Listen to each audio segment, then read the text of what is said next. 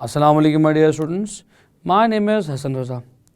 My dear students, हम अपने numerical problems के हिस्से में पहले 4 सवालात कर चुके हैं. तो आज के इस लेक्चर में हम अगले 3 सवालात करेंगे क्योंकि थोड़े से ज़रा लंबे होने वाले हैं. तो माय डियर स्टूडेंट्स, आज के इस लेक्चर में हम 5, 6 और 7 क्वेश्चंस को आपके सामने सॉल्व करेंगे और आप इन्हें नोट करके अपने नोट्स तैयार करते जाएंगे. तो चलिए वाइट बोर्ड की तरफ चलते हैं और सोल्यूशन का आगाज़ करते हैं. डियर स्टूडेंट्स, ये रहा हमारे आज के लेक्चर का पहला न्यूमेरिकल प्रॉब्लम और इस चैप्टर के लिए 5th न्यूमेरिकल प्रॉब्लम है. थोड़ा सा ज़रा लेंथी है. स्टूडेंट्स, न्यूमेरिकल नंबर 14.5 में कहा जा रहा है two resistance of 2 kilo ohms and 8 kilo ohms are joined in series. इन्हें सीरीज में जोड़ा गया. If 10 volts battery is connected across the ends of the combination, find the following quantities. क्या क्या फाइंड आउट करना है? इक्विवेलेंट रेजिस्टेंस फाइंड आउट करनी है, current passing through each of the resistance find out करना है, potential difference across each resistance find out करना है. Students, the question seems to be a little bit difficult and lengthy, but believe me, if your concept regarding series combination is clear, the topic and the numerical is going to be very simple.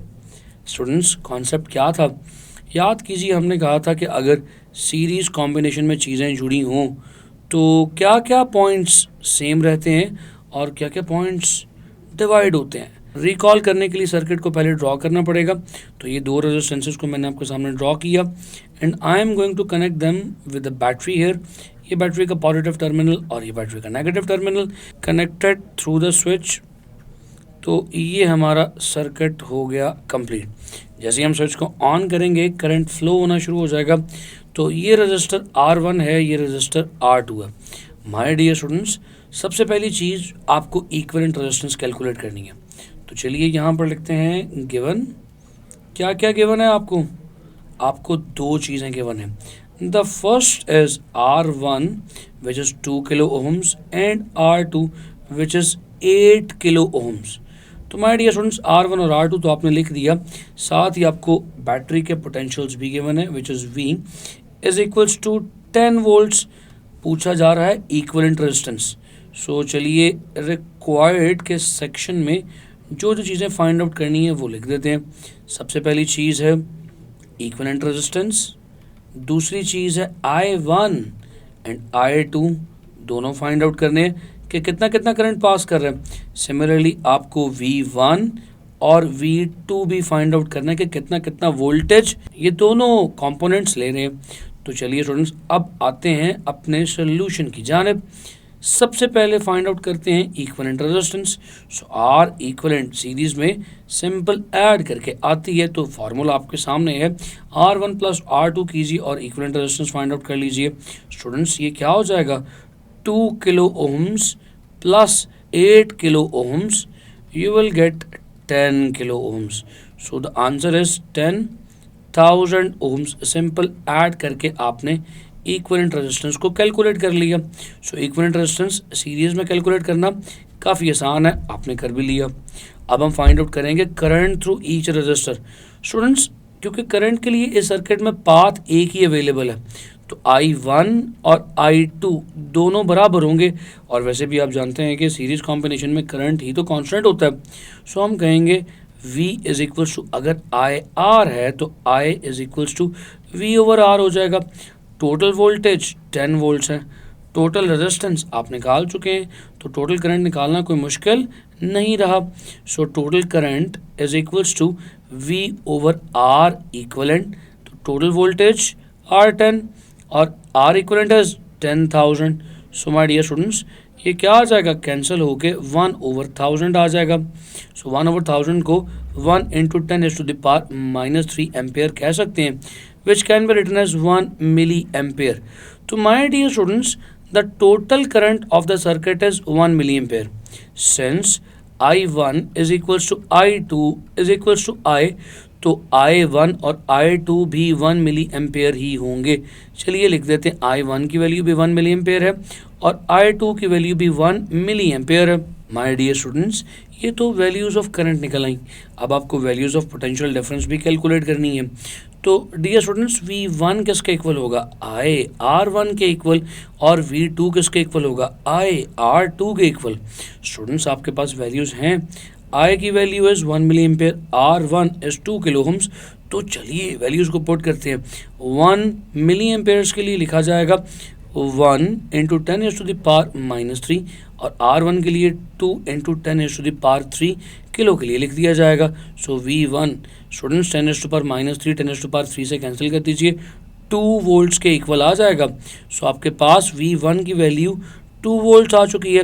इसी तरह से V2 को calculate कर लेंगे students, वो क्या हो जाएगा, I की वैल्यू 1 इंटू 10⁻³ और R2 की वैल्यू 8 इंटू 10⁻³ 10⁻³ से कैंसिल और 8 वोल्ट्स आ गया।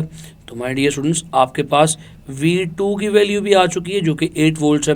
तो आपने जो जो चीज़ें क्वेश्चन में रिक्वायर्ड थी सब फाइंड आउट कर ली। आपकी इक्विवेलेंट रेजिस्टेंस सर्किट की 10,000 ओम्स आ गई, टोटल सर्किट का करंट 1 मिली एम्पेयर आ गया, जैसे I1 और I2 भी कैलकुलेट हो गया। इसी तरह से इंडिविजुअल वोल्टेजेस भी आपने कैलकुलेट कर लिए जो 2 वोल्ट्स और 8 वोल्ट्स के बराबर हैं। उम्मीद करता हूँ कि this numerical problem is now clear to you. Now we are going to move on towards the next second numerical problem of this lecture which is going to be 14.6। Let's move on. My dear students, ये रहा हमारे आज के lecture का next numerical problem 14.6। तो चलिए पढ़ते हैं। Two resistance of 6 kilo ohms and 12 kilo ohms are connected in parallel with a 6 volts battery। तो 6 वोल्ट बैटरी के साथ पैरेलल कनेक्ट किए गए हैं। Find the values of the following quantities. आपको क्या क्या चीज़ें फाइंड आउट करनी है, इक्विवेलेंट रेजिस्टेंस कैलकुलेट करनी है माय डियर स्टूडेंट्स, और current passing through each resistance find out करना है, potential difference across each resistance find out करना है। तो चलिए जी इक्विवेलेंट रेजिस्टेंस से बात का आगाज़ करते हैं। सबसे पहले हम सर्किट को ड्रॉ करेंगे स्टूडेंट्स। ये R1 हो गई और ये R2 हो गई, क्योंकि दोनों पैरेलल में है तो पैरेलल आपके सामने मैंने ड्रॉ कर दी।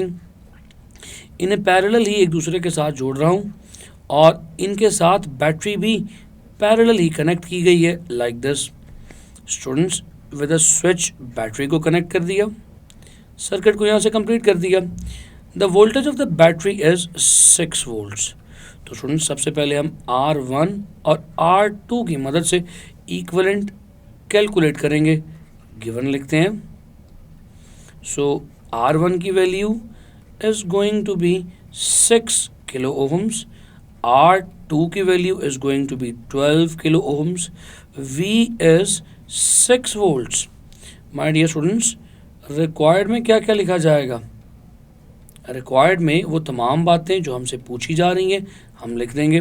सबसे पहले इक्विवेलेंट रेजिस्टेंस, फिर उसके बाद V1 V2, इसी तरह से I1 और I2। तो चलिए सॉल्यूशन की जानिब चलते हैं। जैसा कि मैंने पहले बताया कि आपको सबसे पहले हम सॉल्व करेंगे इक्विवेलेंट रेजिस्टेंस को। तो 1/R equivalent is equal to 1/R1 plus 1/R2 का formula for the parallel combination. तो वैल्यूज पुट कीजिए, ये लिखा जाएगा 1/6 kilo ohms plus 1/12 kilo ohms. तो my dear students the LCM is going to be 12। तो अगर 12 किलो ओम्स का एलसीएम ले लिया तो 6 को 2 से मल्टीप्लाई करें तो 12 आता है, ऊपर 2 आ जाएगा, प्लस 1 आ जाएगा। So 1/R equivalent is equal to 3/12 kilo ohms. Students ये कैंसिल होके 1/4 किलो ओम्स आ जाएगा। तो अगर आप R इक्विवेलेंट के लिए रेसिप्रोकल फिर से लें तो 4 किलो ओम्स के इक्वल जवाब आएगा। तो dear students the equivalent resistance of the combination is 4 kilo ohms. Students आप ये बात तो बखूबी जानते हैं कि इस पूरे कॉम्बिनेशन में एक ही चीज़ कांस्टेंट है, voltage V1 and V2 are equals to V। तो मैं ये बात यहाँ पर लिख सकता हूँ कि total voltages V1 V2 are same and equals to the voltage of the battery. तो अगर बैटरी 6 वोल्ट्स की है तो V1 और V2 की वैल्यू भी 6 वोल्ट्स ही होगी। So V1 is equals to V2 is equals to 6 volts. तो माय डियर स्टूडेंट्स क्योंकि ये कॉम्बिनेशन पैरेलल कॉम्बिनेशन है तो बैटरी के वोल्टेजेस ही दोनों कंपोनेंट्स पर आएंगे जो कि 6 वोल्ट्स के इक्वल है। तो देखिए आपका सेकंड पार्ट भी इस न्यूमेरिकल का हो गया solve. Now you have to calculate the value of current passing through each resistor. तो my dear students V is equals to I R होता है। तो I क्या हो जाएगा V/R। स्टूडेंट्स तो फर्स्ट रजिस्टर के लिए I1 लिखूंगा और V ओवर R1 लिख दूंगा। तो चलिए स्टूडेंट्स वैल्यूज़ को पुट करते हैं और सॉल्व करते हैं। लिखा जाएगा I1 is equal to V की वैल्यू 6 है और R1 की वैल्यू है 6 इंटू 10⁻³ तो स्टूडेंट्स ये कैसे 6 से कैंसिल नहीं हो जाएगा क्या? बिल्कुल हो जाएगा। ये बन जाएगा 1 ओवर 10⁻³ जिसे 1 इंटू 10⁻³ एम्पेयर्स कह सकता हूँ। तो I1 की वैल्यू 1 मिली एम्पेयर्स आ जाएगी। स्टूडेंट्स आपने I1 भी कैलकुलेट कर लिया। In a very similar fashion you are going to calculate I2 which is going to be V over R2। Students V की वैल्यू क्या है 6 और R2 की वैल्यू क्या है 12 इंटू 10⁻³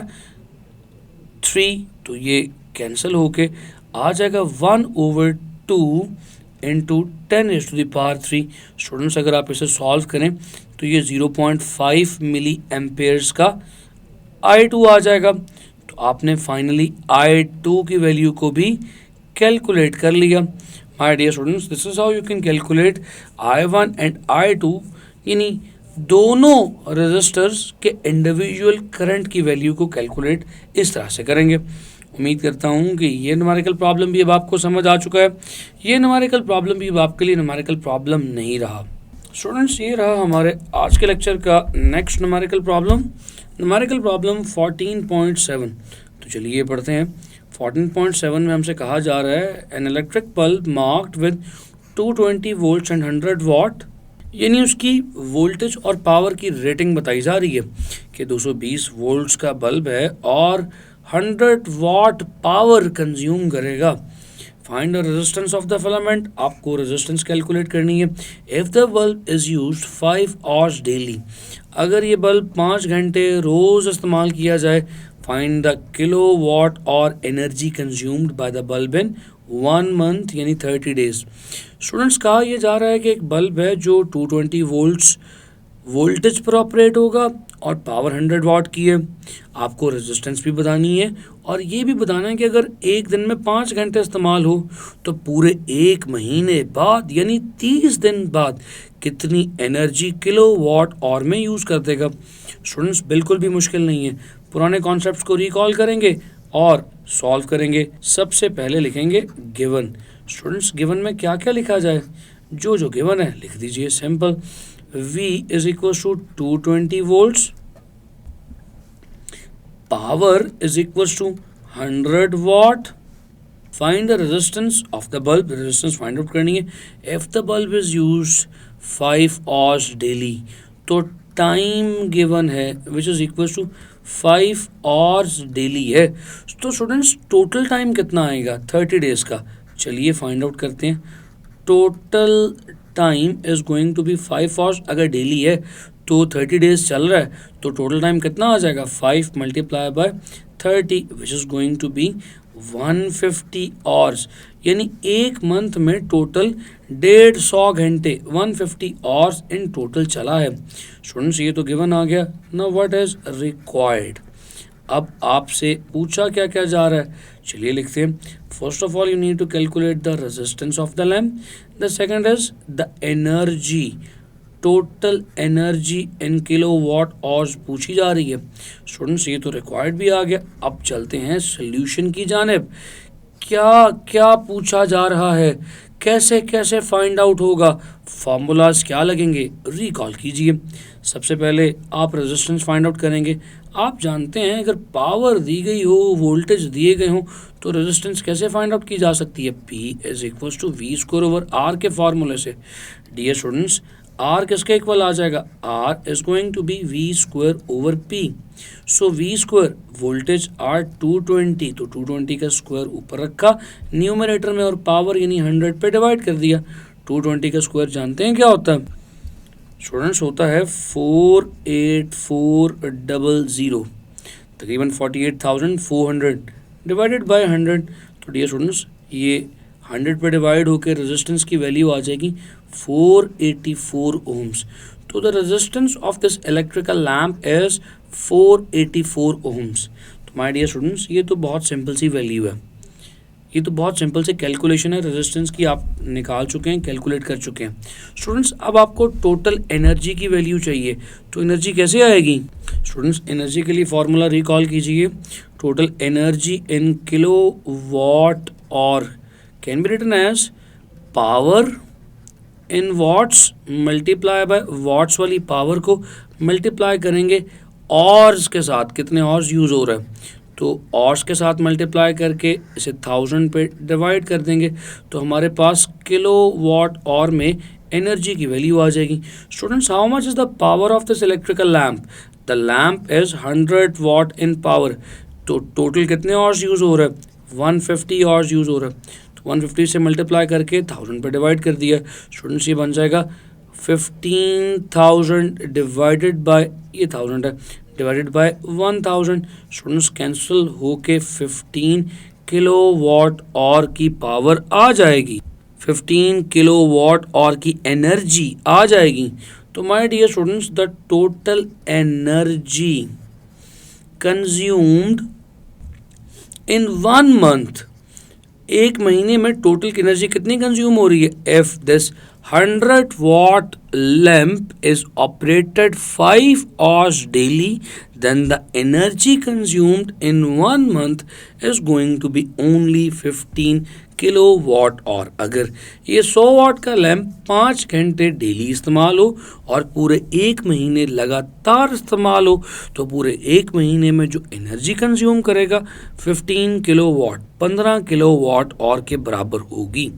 उम्मीद करता हूँ ये न्यूमेरिकल 14.7 अब आपके लिए प्रॉब्लम नहीं रही, आप इस कॉन्सेप्ट को समझ चुके हैं। माय डियर स्टूडेंट्स, आपने इन सवालात को अपने सामने सॉल्व होते देखा, उम्मीद है नोट भी किया। स्टूडेंट्स उम्मीद करता हूँ चीज़ें आपको क्लियर हैं। आपसे मुलाकात करूँगा अगली बार कुछ नए सवालात के साथ। सी यू नेक्स्ट टाइम। खुदा हाफिज़।